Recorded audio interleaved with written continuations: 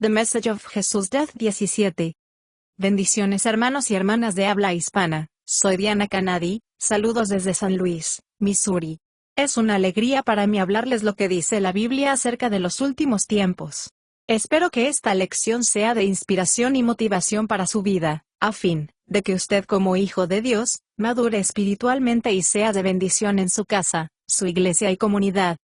Oremos. Padre del cielo, te pido humildemente en el nombre de Jesús, que toques con tu Espíritu Santo el corazón de mis oyentes, y que ellos puedan prepararse y mantenerse firmes en estos tiempos duros y difíciles del fin. Amén. El mensaje de la muerte de Jesús. En esta conferencia estamos analizando lo que sucedió con Jesús en la última cena, con sus 12 apóstoles esa misma noche antes de su crucifixión. Todos los que participamos de una iglesia cristiana católica o evangélica, estamos familiarizados con lo que hizo Jesús esa noche, que instituyó la Cena del Señor, que representa la comunión que todavía se practica hoy en día. En Lucas 22:19, dice, y tomó el pan y dio gracias, y lo partió y les dio a sus discípulos, diciendo, esto es mi cuerpo, que por vosotros es dado, haced esto en memoria de mí. Y en Mateo 26 del 27 al 28 nos revela su propósito, y tomando la copa, y habiendo dado gracias, les dio a sus discípulos, diciendo, bebed de ella todos, porque esto es la sangre del nuevo pacto, que por muchos es derramada para remisión de los pecados. Ahora estamos tomando este tiempo para hablar de lo que realmente sucedió en aquella noche de la última cena con la esperanza de que comprendamos lo que significa la comunión con Él, porque no es una simple práctica, ceremonia y ritual, sino una sincera manifestación de nuestra entrega, relación y comunión con el Señor. Para ayudarnos a comprender el objetivo, debemos entender y considerar lo que significó este gesto para los 12 hombres que estaban sentados con Él, en la mesa compartiendo el pan aquella noche. Entonces entenderemos la forma que esta ceremonia encaja en el plan eterno de salvación para toda la humanidad. Los 12 apóstoles eran judíos que estaban cimentados y familiarizados con las escrituras del Antiguo Testamento, que creían que Jesús sería el Mesías prometido por los profetas a Israel. Las escrituras revelan el plan eterno de salvación para todos los hombres, de cómo el pecado separó al hombre de la comunión con Dios, y la forma de cómo ellos podían llegar a ser hijos e hijas suyos mediante la fe en Él. El Mesías es Jesús, Dios encarnado, que vino a este mundo para morir como sacrificio por el pecado, para abrirnos el camino para que todos los que creemos en Él sean reintegrados a la familia por la gracia de Cristo. Cuando Jesús ofreció a sus apóstoles pan y vino esa noche en la mesa, les dijo, este es mi cuerpo que será entregado por ustedes, y este es mi sangre que será derramada por ustedes. Aunque no se dieron cuenta a que Jesús se refería en ese momento, luego entendieron que Él hablaba de Él, y de su sacrificio para pagar el precio del pecado. Cuando Jesús llamó a su sangre, diciendo que era la sangre del nuevo pacto, quiso decir que su sacrificio inauguraría una nueva relación entre Dios y el hombre, el tiempo de la gracia y el perdón de los pecados, porque entonces, hechos libres de la condenación, Él habitará en todos los creyentes por medio del Espíritu Santo. Comprender a este nuevo pacto, es restablecer a la familia de Dios como sus hijos literales. Después de su muerte, cuando Jesús regresó al cielo, después de su resurrección, los primeros cristianos continuaron practicando la comunión con Él, al comer el pan y el vino. Hechos 2:42 y Hechos 27.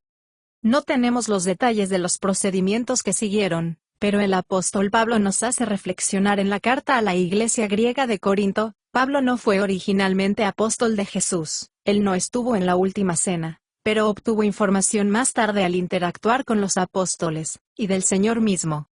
Hechos 26 del 15 al 16, Hechos 9 del 27 al 28. Pablo escribió su carta a los corintios para resolver los problemas que estaban teniendo en la iglesia. Uno de ellos era el mal comportamiento de los que participaban en la cena del Señor. En su escrito les hizo recordar diciéndoles, yo les transmito lo que el Señor mismo os dijo, la noche en que fue traicionado, y tomó el pan y dando gracias les repartió a sus discípulos, diciendo, este es mi cuerpo, que es entregado por vosotros, háganlo ustedes siempre en memoria de miércoles. De la misma manera, después de haber comido el pan, tomó la copa de vino, diciendo, esta copa es el nuevo pacto entre Dios y vosotros, sellado mediante el derramamiento de mi sangre. Hagan esto en memoria de miércoles. 1 de Corintios 11 del 24 al 25. Pablo dijo, en 1 de Corintios 11:26, que cada vez que coméis este pan y bebéis esta copa, la muerte del Señor anunciéis, proclamaréis hasta que Él vuelva. En esta lección vamos a exaltar el mensaje de la muerte de Jesús. A través de su muerte, Jesús nos abrió el camino para que todos nosotros, hombres y mujeres, recibiéramos la vida eterna, tuviéramos comunión con Él, y al hacerlo demostráramos integridad, sinceridad, sabiduría, amor y poder. La muerte no fue el plan de Dios para el hombre. El Señor no creó ningún ser vivo para morir. La muerte está presente en este mundo a causa del pecado, y se originó con Adán, el primer hombre, en el huerto del Edén. La Biblia menciona 2 árboles en el jardín del Edén, en el hogar original de Dios para Adán y Eva. Árbol de la vida y árbol del conocimiento del bien y del mal. Génesis 2:9. Si de los 2 árboles ellos hubieran comido del árbol de la vida, habría tenido la sumisión, la unión y la vida eterna con Dios, pero ellos comieron el otro árbol que era una expresión de independencia de Dios, por eso Dios los apartó de la vida de Dios y en consecuencia murieron. Génesis 2:17. La muerte, más se convirtió en la muerte física, el cual es la máxima expresión, y la separación de Dios con el hombre. Adán primero pecó y luego le llegó la muerte física. Génesis 3 del 22 al 24, y Génesis 5:5. Como Adán fue la cabeza de la raza humana y el primer mayordomo de la tierra, sus acciones afectaron tanto a la raza humana como a la tierra misma, destruyendo a la familia de Dios para siempre. En Romanos 5:12, dice, cuando Adán pecó, el pecado entró en toda la raza humana, y por el pecado propagó la muerte a todo el mundo, porque todos pecaron, empezaron a enfermarse, envejecer y morir. En esta parte no quiero que me confundan. El dolor, el sufrimiento, las dificultades y la pérdida de los seres queridos se ha hecho parte de este mundo a causa del pecado. Jesús vino a este mundo para abolir la muerte y traer la vida eterna. Él es quien nos salvó y llamó con llamamiento santo, no conforme a nuestras obras, sino según el propósito suyo y la gracia que nos fue dada en Cristo Jesús antes de los tiempos de los siglos, pero que ahora ha sido manifestada por la aparición de nuestro Salvador Jesucristo, el cual quitó la muerte y sacó a luz la vida y la inmortalidad por el Evangelio. Segunda de Timoteo 1 del 9 al 10.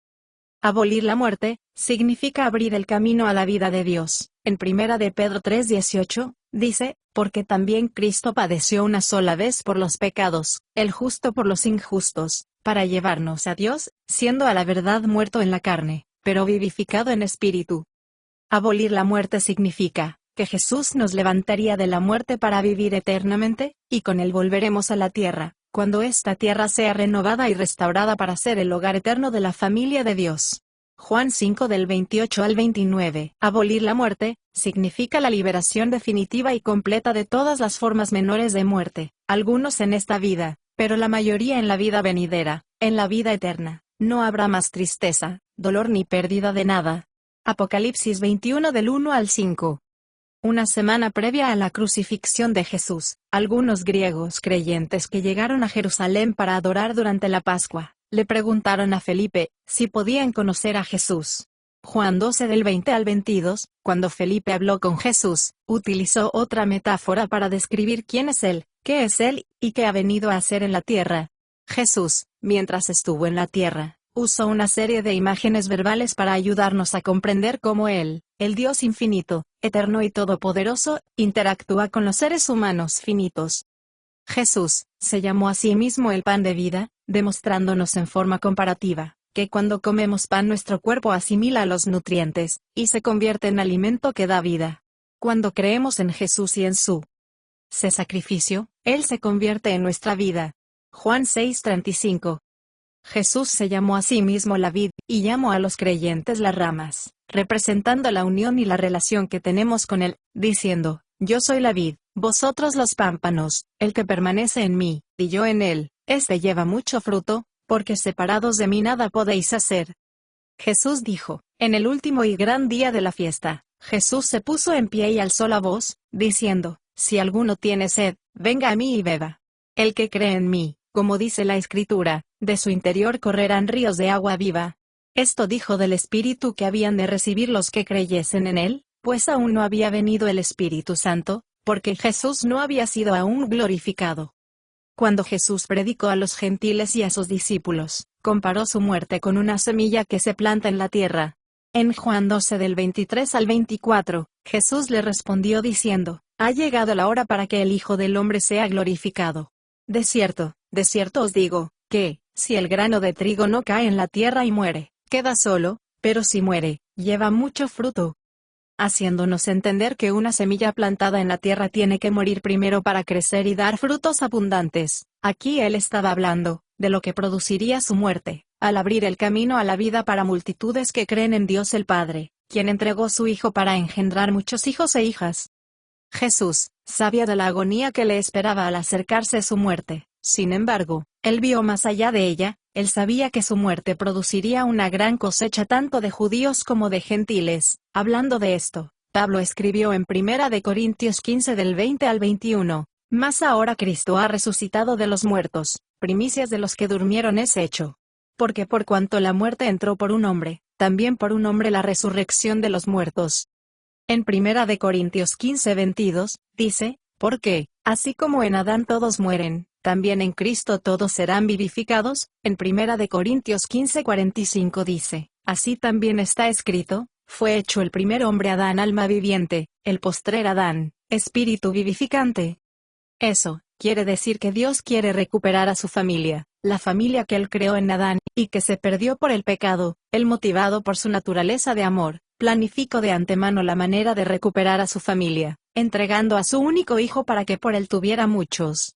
Jesús se encarnó, tomó naturaleza humana para morir en sacrificio por el pecado, quitando la maldición, la enfermedad y la muerte que esclavizaba a su familia, ofreciéndose personalmente en sacrificio de rescate de todos los que creen en su nombre. En Hebreos 2 del 14 al 15, dice, así que, por cuanto los hijos participaron de carne y sangre, él también participó de lo mismo, para destruir por medio de la muerte al que tenía el imperio de la muerte, esto es, al diablo, y librar a todos los que por el temor de la muerte estaban durante toda la vida sujetos a servidumbre. En Hebreos 2 del 9 al 10, dice, pero vemos a aquel que fue hecho un poco menor que los ángeles, a Jesús, coronado de gloria y de honra, a causa del padecimiento de la muerte, para que por la gracia de Dios gustase la muerte por todos. Porque convenía a aquel por cuya causa son todas las cosas, y por quien todas las cosas subsisten, que, habiendo de llevar muchos hijos a la gloria, perfeccionase por aflicciones al autor de la salvación de ellos. En Hebreos 10:14, dice, porque con una sola ofrenda hizo perfectos para siempre a los santificados. Eso quiere decir que Cristo se ofreció a sí mismo como sacrificio que es bueno y único para siempre. El apóstol Pablo, haciendo referencia a los sacrificios realizados por el pueblo judío en Hebreos 9:22, dijo, y casi todo es purificado, según la ley, con sangre, y sin derramamiento de sangre no se hace remisión. La muerte de Jesús fue el único modo de lograr salvación. Mediante su muerte, Jesús nos limpió de la culpa de pecado, y abrió el camino a tener la vida eterna. La vida eterna es vivir para siempre. Nadie deja de existir con la muerte física. La vida eterna es un cambio de pensamiento y de lugar, para todo creyente. La vida eterna significa resurrección de entre los muertos, significa tener la vida de Dios mismo morando en nosotros, los que creemos en Él, por medio de su Espíritu. Primera de Juan 5 del 11 al 12. En Primera de Juan 4:15, dice, todo aquel que confiese que Jesús es el Hijo de Dios, Dios permanece en él, y él en Dios. La vida de Dios que mora en nosotros, es la vida eterna que nos hace sus hijos e hijas a través de una nueva creación, al haber creído en Él. Juan 1 del 12 al 13. Dios mora en nosotros por medio de su Espíritu para liberarnos del poder del pecado, y comenzar un proceso de restauración para ser como Dios quiso que fuéramos antes del pecado. Su meta es restaurar su familia. Romanos 8 del 29 al 30. En Colosenses 1 del 20 al 22, dice, y por medio de él reconciliar consigo todas las cosas, así las que están en la tierra como las que están en los cielos, haciendo la paz mediante la sangre de su cruz. Y a vosotros también, que erais en otro tiempo extraños y enemigos en vuestra mente, haciendo malas obras, ahora os ha reconciliado en su cuerpo de carne, por medio de la muerte, para presentaros santos y sin mancha e irreprensibles delante de él. En Romanos 5:10, dice, porque si siendo enemigos, fuimos reconciliados con Dios por la muerte de su Hijo, mucho más, estando reconciliados, seremos salvos por su vida. Examinando todo este punto de vista bíblico, Entonces, ¿cuál es el mensaje de la muerte de Jesús? ¿Qué recordamos y proclamamos cuando comemos la Santa Cena? ¿Comemos el pan y bebemos el vino de la comunión? Proclamamos la luz y la gloria del plan de Dios para la humanidad, exaltamos su sabiduría y el poder de la segunda persona de la deidad de Dios el Hijo, quien se encarnó y se ofreció a sí mismo como sacrificio por nuestros pecados, recordando su muerte, sepultura y resurrección, que es el Evangelio de las buenas nuevas. Jesús, no solo rescató a su familia perdida con su muerte, sino que lo liberó de la esclavitud de la muerte para siempre. En 1 Corintios 15:57, dice, «Mas gracias sean dadas a Dios, que nos da la victoria por medio de nuestro Señor Jesucristo». El Señor en realidad desbarató el problema que esclavizaba a la humanidad con la muerte, la culpa y la mala conciencia. Por eso, para resolver el problema, murió por nuestros pecados, y destrozó el dominio que el diablo tenía sobre la humanidad, en aquellos que reconocen a Jesús como su Salvador y Señor. En 1 Corintios 1:18, dice, que el mensaje de la cruz es locura para los que se pierden, pero para nosotros los que somos salvos es un mensaje de esperanza, es el poder de Dios. En 1 Juan 1:24, dice, a los que son llamados, sean judíos o gentiles, Cristo es el poder de Dios y la sabiduría de Dios. En 1 Corintios 2 del 7 al 8, dice, así que, hermanos, cuando fui a vosotros para anunciaros el testimonio de Dios, no fui con excelencia de palabras o de sabiduría, pues me propuse no saber entre vosotros cosa alguna sino a Jesucristo, y a este crucificado. Y estuve entre vosotros con debilidad, y mucho temor y temblor, y ni mi palabra ni mi predicación fue con palabras persuasivas de humana sabiduría, sino con demostración del Espíritu y de poder, para que vuestra fe no esté fundada en la sabiduría de los hombres, sino en el poder de Dios. Proclamamos el gran amor de Dios porque somos su familia, y sabemos que Él quiere a su familia perdida de vuelta. Jesús vino a buscar y salva a la familia perdida. Él entregó voluntariamente su vida por los hijos e hijas perdidos y apartados de Dios. La muerte del Señor es la demostración suprema de su gran amor por nosotros. En Romanos 5:8, dice, pero Dios mostró su gran amor por nosotros al enviar a Cristo a morir por nosotros cuando aún éramos pecadores. En 1 Juan 4 del 9 al 10, dice, Dios nos mostró cuánto nos amaba al enviar a su único Hijo al mundo para que por medio de él tengamos vida eterna. Este es amor real. No es que hayamos amado a Dios, sino que Él nos amó y envió a su Hijo como sacrificio para quitar nuestros pecados. En la última cena, Jesús dijo, nadie tiene mayor amor que este, que uno ponga su vida por sus amigos. Ustedes son mis amigos si hacen lo que yo les mando. Juan 15 del 13 al 15. Porque Jesús nos dijo que recordáramos y proclamáramos en cada cena, que su cuerpo fue quebrantado y su sangre derramada por nosotros. Porque existen desafíos constantes y nuestra salvación depende de su sacrificio. Nuestras circunstancias, emociones y pensamientos nos dan información contradictoria, debido al dolor y las dificultades de la vida. Puede parecernos que Dios ni siquiera conoce nuestro nombre, pero no es así. Él está listo a amarnos y ayudarnos en todo porque somos sus hijos. Por eso, debemos recordar sus hechos. La comunión es un recordatorio visible del amor de Dios por nosotros, de la seguridad de que tenemos un futuro y una vida gloriosa llena de esperanza, y del propósito más grande que hay esta vida, porque Él ha revertido el dolor y la pérdida, dándonos el gozo de la victoria. Hablaremos más en la semana que viene. Para cerrar esta conferencia, reflexionemos lo que realmente significa la cena del Señor, para no ser indignos de la muerte de Cristo, porque cuando tomamos la comunión, proclamamos que Jesús regresará pronto para completar su plan de salvación y redención, para renovar y restaurar su hogar familiar en esta tierra, donde establecerá su reino visible y eterno. Bendiciones. Diana.